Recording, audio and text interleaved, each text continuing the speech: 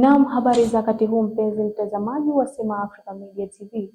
Ni mimi mtangazaji wako Huzaima Salum. Na leo ni mara nyingine tena tupo na mwendelezo wa kipindi chetu bora kabisa cha utamaduni wa Mzanzibari. Na leo tutazungumzia ngarawa. Ngarawa. Mimi naitwa Abdulrahman Makam. Wewe unaita ngalawa au ngarawa? Mimi ninavyofahamu ni ngarawa. Ngarawa, mimi naita ngalawa. Samahani kwa kukuuliza. Wewe unajua historia ya ngarawa? Kiupande wangu sifahamu sana, lakini naelewa kuwa ngarawa ilikuwa ni nafanyika katika sherehe za mapinduzi, katika shamra zile za sherehe za mapinduzi. Okay. Na mara nyingi zilikuwa zinafanyika katika maeneo ya Forodhani. Na vipi kiupande wako? Mimi sijasoma masuala haya ya sherehe za mapinduzi, ila hongera, lakini mimi nitazungumzia ule muundo wa ile ngarawa. Unajua ngarawa ule daima ni mti.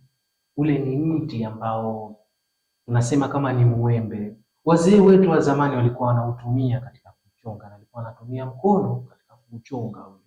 Na ukiliangalia lile ngarawa juu wanaikapanga, yani wenyewe wanaita tanga.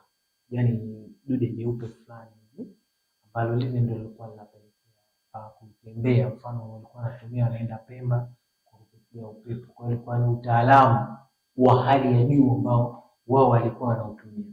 Na hichi ni kimoja kati ya utamaduni. Wewe Huzaima, unahisi bado upo?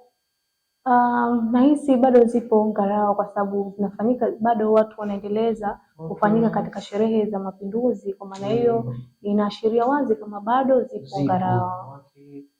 Kiupande wetu kwenye serikali tumeona jitihada za Wizara ya Utamaduni inaendelea kushughulika kutunza utamaduni wa na hivi makaribuni tulimuona Rais wa Zanzibar na mwenyekiti wa Baraza la Mapinduzi alienda kuhudhuria mashindano ya ngarawa upande wa mkoa wa Kusini Unguja. Sijajua ni eneo gani. Kwa hiyo unaendelea kudumishwa. Lakini sasa hivi Huzaima, si unaona ukienda Forodhani unaona ngarawa pale?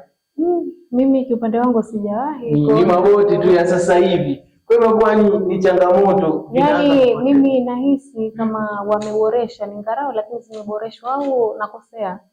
Ni kweli. Kwa sababu gani? Ukiliangalia lile boti ni zile mbao. Wazee wetu wa zamani wao walikuwa zile mbao wanalichukua lile gogo wanalichonga, wanalichimba. Lakini sasa hivi ndio hicho ambacho unasema. Wameboresha. Lakini wao walikuwa wanategemea upepo ndio iwe. Sasa hivi una teknolojia, mashine ndio nakimbiza. Lakini hata hizo nasikia kwamba zinakimbia.